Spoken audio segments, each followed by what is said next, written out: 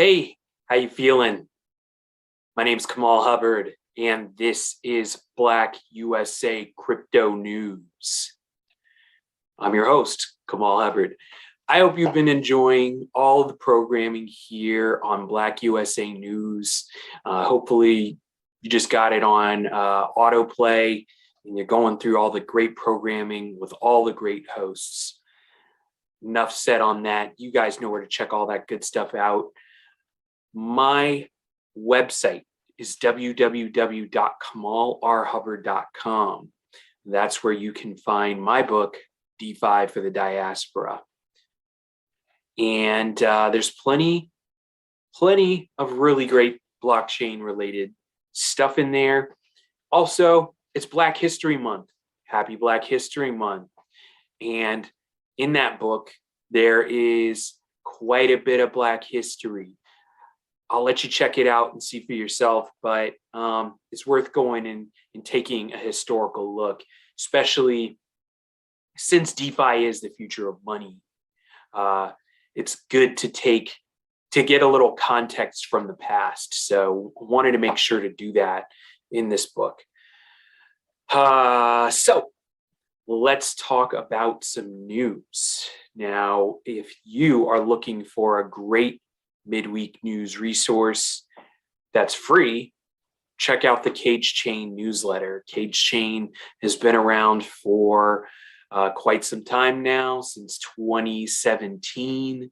We've been doing our best to publish weekly newsletters on what's going on in the blockchain, crypto, DeFi, NFT, metaverse, crypto gaming space now. So, 2022, in my opinion, is going to be big on crypto gaming. And hey, if you got kids out there who like to play games, this is a way for them to earn some crypto. It's I don't want to say money, but earn crypto for doing it now. And Web 3.0 is just expanding, and blockchain crypto is a component of that. And you're just going to continue to see this convergence of everything Web 3.0, like AI, artificial intelligence, machine learning, augmented reality, virtual reality, cybersecurity, all these things coming together and converging and connecting into this spatial web, which is something else I talk about in DeFi for the Diaspora. So pick it up if you're, you want to really get a good glimpse into the future, and also get a really good foundation in terms of how blockchain works, how cryptocurrencies work, the risks that are involved, as well as background into the technology and how it can help our community fare a little bit better in the face of this racial wealth gap that is just causing more and more devastation as the days go on. So if we want to try to reverse that trend, this is how I think we can do it. So read the book. I present a solution to the problem, and hopefully that solution can help to chip away at this issue. I also want to say there's some really good stuff coming out very soon that's been in the works. I've been really busy, and I have some announcements coming very soon in the near future that I'm looking very much forward to sharing with you guys. I don't want to jump the gun and get premature on any of this stuff, but rest assured, there are some really great things going on in the background here. So that said, going back to CageChain, let's check out the CageChain Newsletter. So this week we talked about ELEPHANT.MONEY, how it has been recently optimized, gas optimized for everyone here. So those smart contracts that were running Stampede in particular have actually been, the gas costs have been reduced. And this is really great. It's great from a compound interest perspective. If none of what I'm saying right now makes sense to you, then go back to some of my earlier shows where I break down how elephant money works. It's been fun for me working with bank teller and getting this message out to folks. It's cash flow for all. It's great to work with a Black smart contract developer, but at the end of the day, he really wants this project to be for everybody, around the world, on the continent, in Asia, in Europe, in America. So this is a very grand vision, but it is something that, hey, it's working for me. I'll tell you that much. Those APRs are very, very attractive. There's a lot of really good stuff in the crypto space going on here, but it's good. Excuse me. What I like is having that interaction with the lead developer and being able to talk with him, see his mind state and mindset when it comes to all this. And like I said, get the message out. So yeah, check that out for sure. Go to CageChain.io, sign up for this newsletter. Like I said, it's free. And of course, check out my other podcast, Crypto with Kamal, on the Ebony Covering Black America podcast network. Recent release was a 2-part conversation with Professor Paul Viotti of California State University at Chico. We discussed Fed policy and its possible impacts on the crypto markets. So we know the Fed is going to step in to address inflation, right? And how will those moves affect the crypto markets? Tune in. Like I said, it's a 2-part conversation. We really try to break a lot of those macroeconomic terms down to really, really digestible parts and make it easier for everyone to understand, because you should, right? And that's what I tried to do with the book.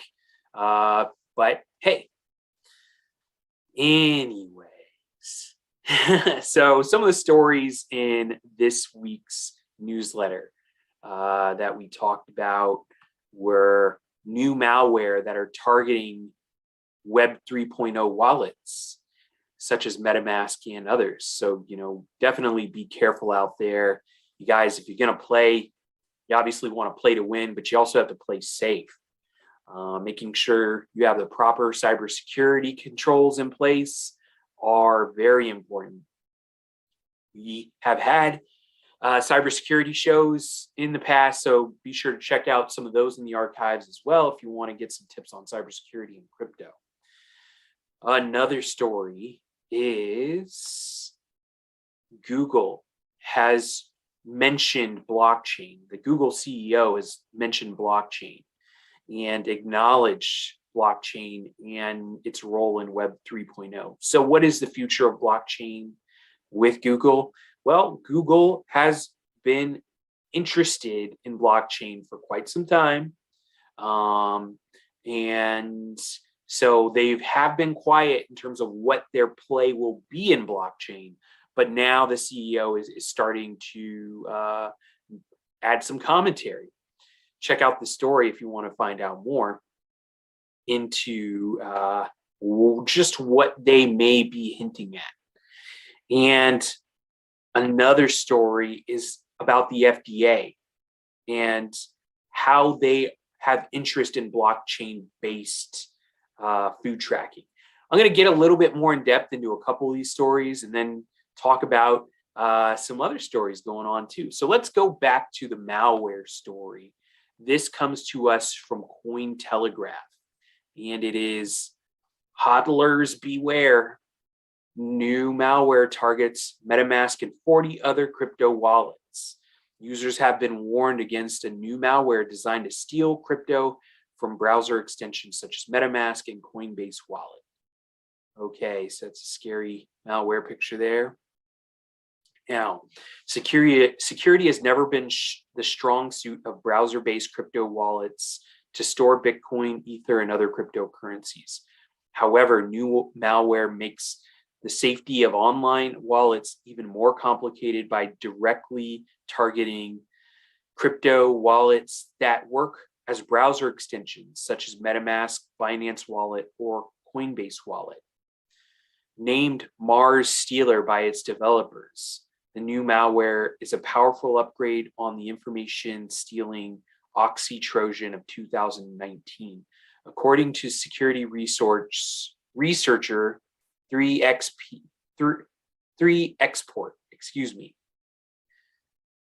it targets more than 40 browser-based crypto wallets, along with the popular two-factor authentication extensions with a grabber function that steals users' private keys. That's very scary. Very scary. That's all I could say. But regardless, once again, you got to play things safe. So MetaMask, Nifty Wallet, Coinbase Wallet, MuCX, Ronin Wallet, Finance Chain Wallet, and TronLink are listed as some of the targeted wallets. The security expert notes that the malware can target extensions on Chromium-based browsers, except Opera.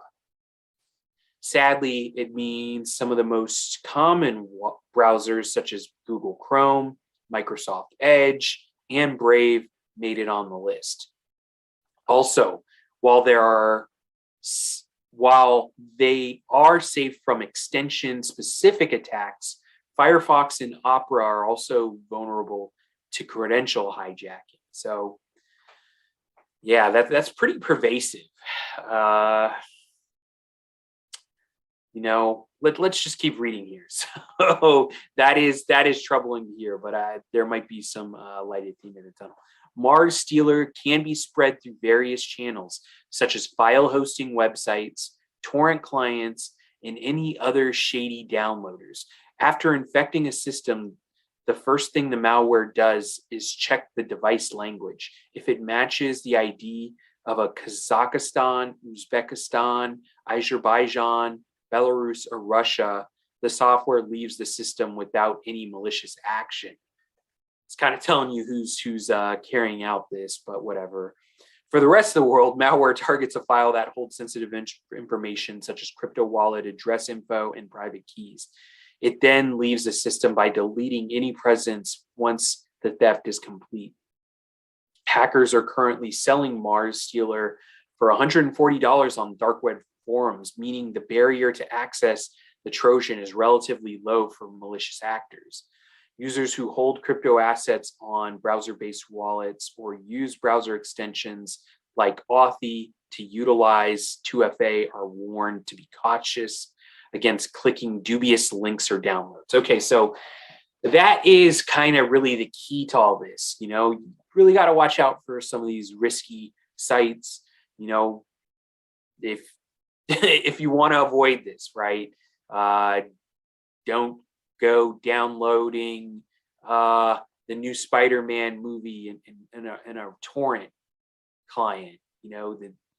That would be a perfect example. Okay, hey, sorry, Spider-Man, but even though this Spider-Man movie might break this new box office record, I'm sure there's plenty of people who are downloading.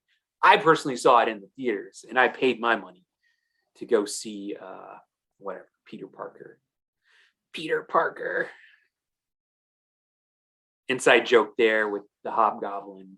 Then no spoilers. So let me keep going here because it's getting off topic, off tangent. But once again, do not visit these risky sites where you're downloading things you probably shouldn't be downloading. All right, that's the moral of the story. If you want to, the best way to do crypto, or one of the best things to do, is to maybe get a dedicated device and all you do is crypto on it. If you want some more tips on that and how to do that and how to get that started, feel free to reach out to me, guys. I'm pretty accessible, and I can give you some tips, some more tips, but you know, that is a bright line tip. You know, just definitely stay away from file hosting websites, torrent clients, and other shady downloaders. I don't think this audience necessarily does any of that stuff anyway, but you know, it's good to know. Let's go on to another story. This is the FDA story brought to us by the Wall Street Journal. An FDA official says the new rule could boost blockchain-based food tracking. So the proposed rule could spur adoption of a farm-to-fork traceability program used by companies including Walmart and Nestle. So, okay, and it looks like they are going to subscription block me here. But long story short, the FDA is now interested in using blockchain technology to track and trace food, which is important. So when there's E. coli, listeria outbreaks that happen, and it could be associated with produce, they can track it down to a specific lot and isolate that food so that there's less food waste associated with the elimination of the disease breakout, right? So, you know, long story short, actually, Walmart has been on top of this for quite some time, or they've expressed interest in blockchain-based food tracking for quite some time for that very reason. So, you know, once again, if Walmart gets some bad lettuce, they can isolate a certain lot and know where the bad lettuce came from and minimize the amount of food waste, which ultimately, I mean, they are able to balance safety, food safety, with also not sacrificing profits. You know, you can feel how you want to feel about Walmart, but this is the future. They picked up on it very quickly, and they've expressed interest for this initiative for years. So hats off, or hat tip to Walmart for that. Another. So we're going to move on to a little bit of IRS news. Since it is tax time, why not? It's everybody's favorite time of the year, right? Taxes. If this is your favorite time of the year, make sure to give me a like. If it's not, don't give me a dislike, but you know, hey, whatever. You know, if you don't like this, just let me know why you don't like it. And I'll try and make it better, folks. But let me keep going here. So this story comes to us from Decrypt. What the IRS court case over crypto staking taxes really means. The IRS doesn't offer much guidance for paying taxes on crypto staking rewards. A lawsuit may nudge it towards changing the rules.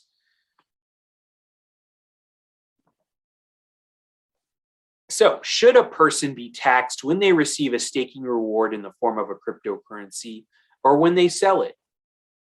That is an excellent question.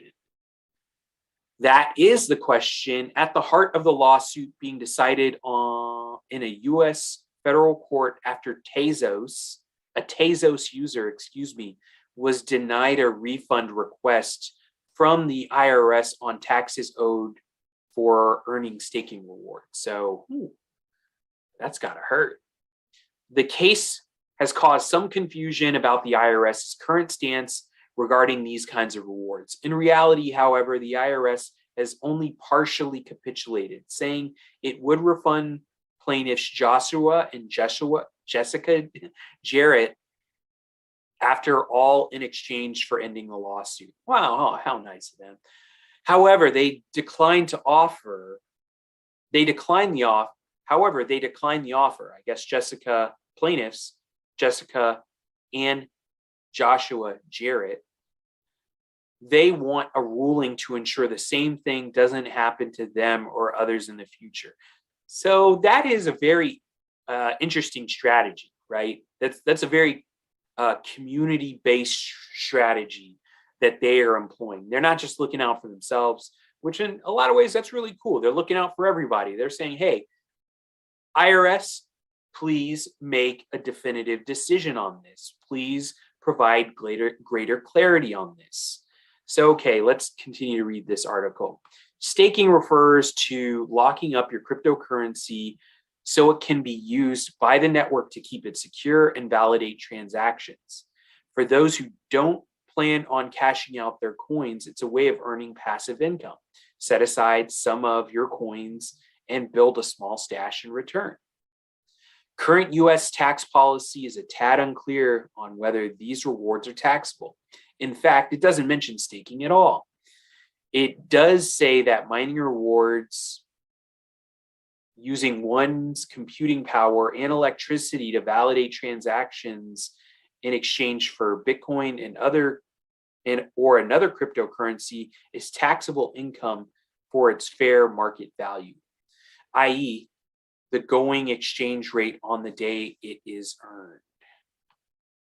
So they're just showing here, Josh Jarrett, he posted a tweet and he says, at first glance, I got what seemed like great news. The IRS offered me a tax refund, indicating the government didn't want to defend the position that the tokens I created through staking were taxable income.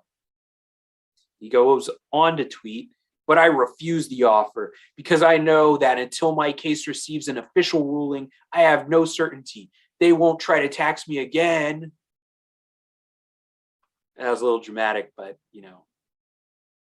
they use big letters, so I thought I'd emphasize. The guidance clearly states that Bitcoin and cryptocurrencies are taxed as property, but per cryptocurrency lobbying organization Coin Center, Josh Jarrett is arguing that the reward should be treated as newly created property, e.g., for example, like ears of corn grown in a field, and therefore shouldn't be taxed until he sells them. That's a stance that crypto advocacy groups such as the Coin Center agree with, as do the leaders of the Congressional Blockchain Caucus, To be clear, even though the IRS has in this instance offered to pay back the Jarretts for collected taxes, there's been no shift in the Treasury Department's crypto tax policy. The U.S. District Court case continues, and even a positive ruling for the couple won't automatically mean stakers get to stop paying taxes. Yes, absolutely do not stop paying your taxes because you're involved in crypto. That's another really good bright line rule. But Coin Center and the Proof of Stake Alliance both see the IRS's offer as hopeful, with the latter group calling it a sign that the IRS may no longer attempt to tax tokens created through staking moving forward. It's highly optimistic. Coin Center is thinking even bigger.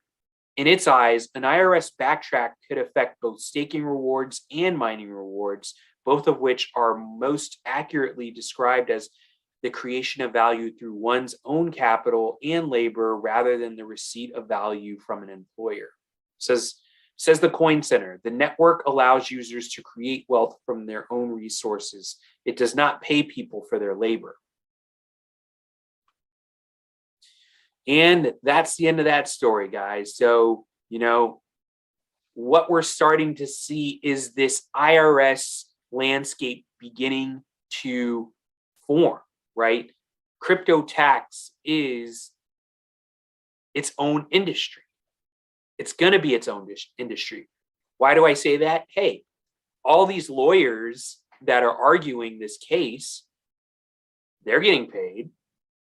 All of these crypto lobbying groups that are lobbying and pushing for greater tax clarity for crypto, somebody's funding that. All right, so I'm just saying, accountants out there who, you're scratching your head, or you might be mad in terms of, having to, incorporate your clients' crypto into their return this year.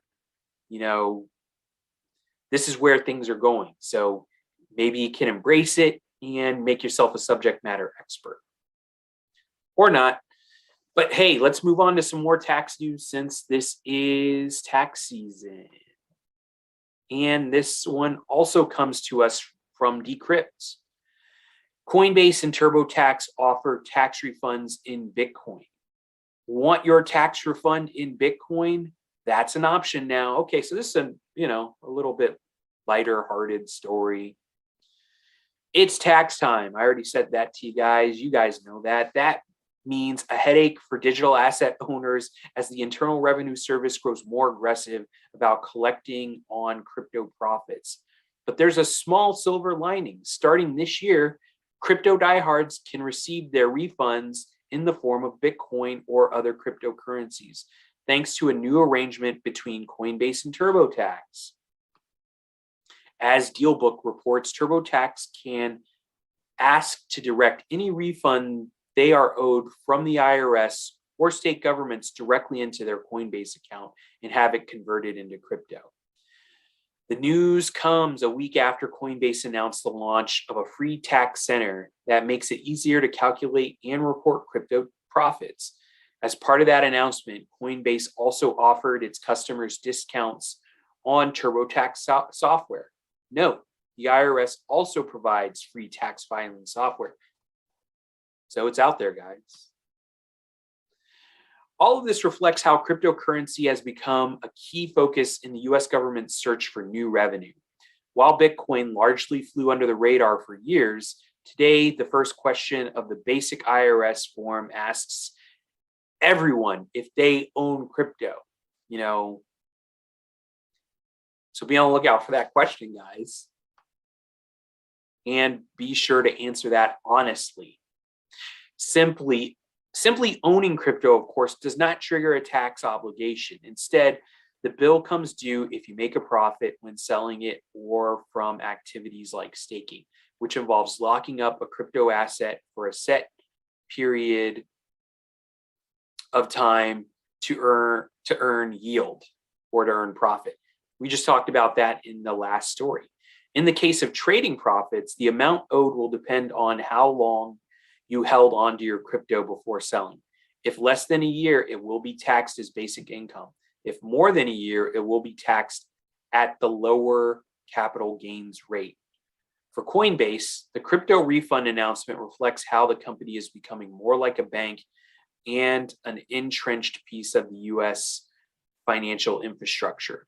In the long run, this could help the company as it continues to grapple with regulatory agencies that remain hostile to crypto.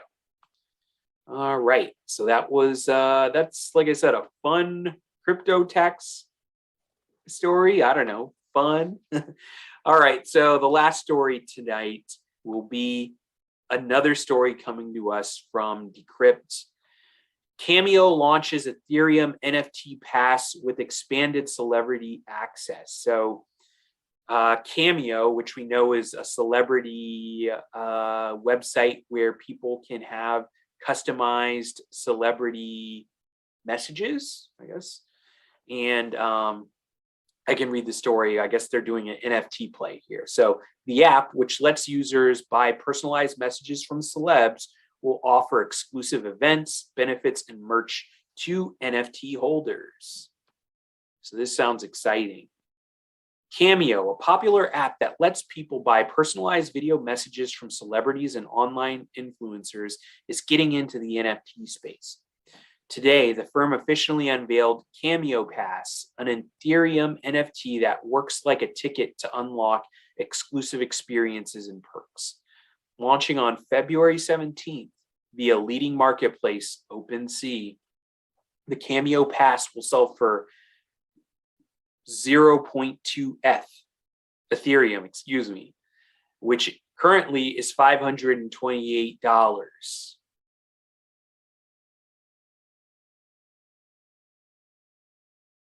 I'm stopping just to do some math and not necessarily say anything else I shouldn't say, and serve as an access to Cameo's new membership club. So you want to be a member, Cameo's club, well, that's what it's going to cost you, 0.02 which at The time of publication of this article was $528.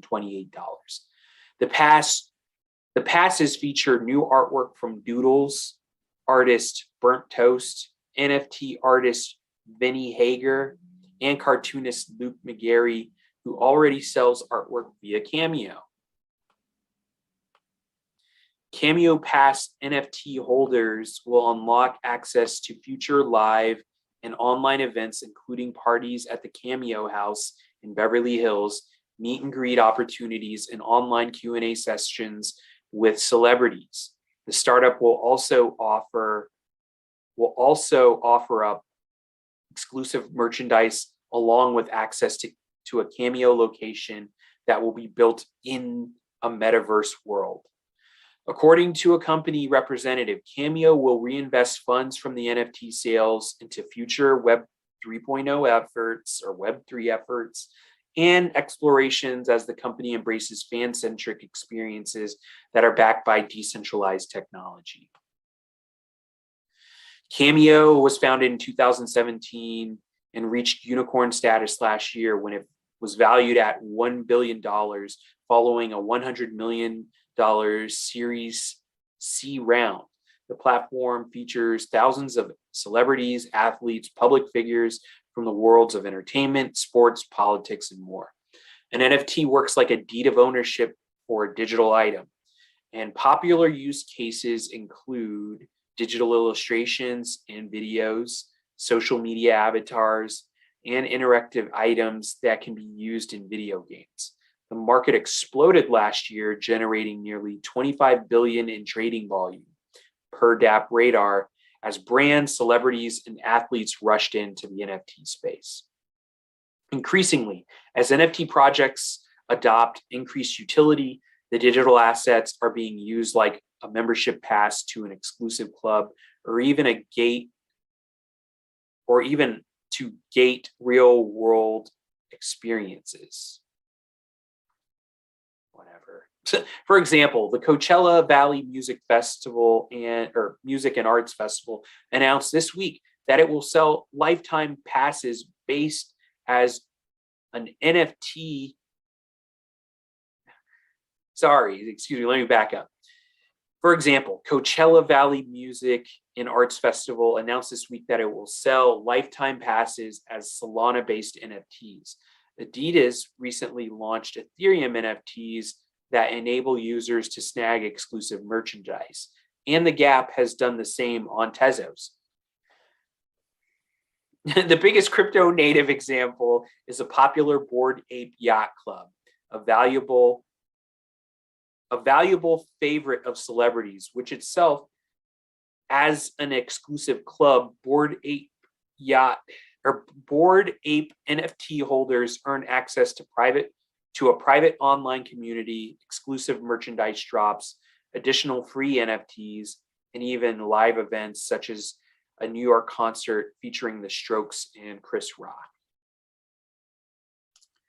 Bored Ape Yacht Club. Have some pretty interesting stuff. They got some pretty interesting stuff going on. But hey, if that Cameo Pass is up your alley, feel free to grab it. NFTs exploding into $25 billion a year. It's only going to grow this year, honestly. I wouldn't be surprised if it hits 50 billion.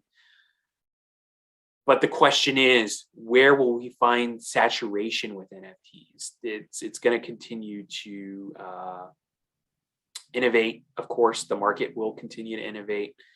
So that means you should innovate right along with it.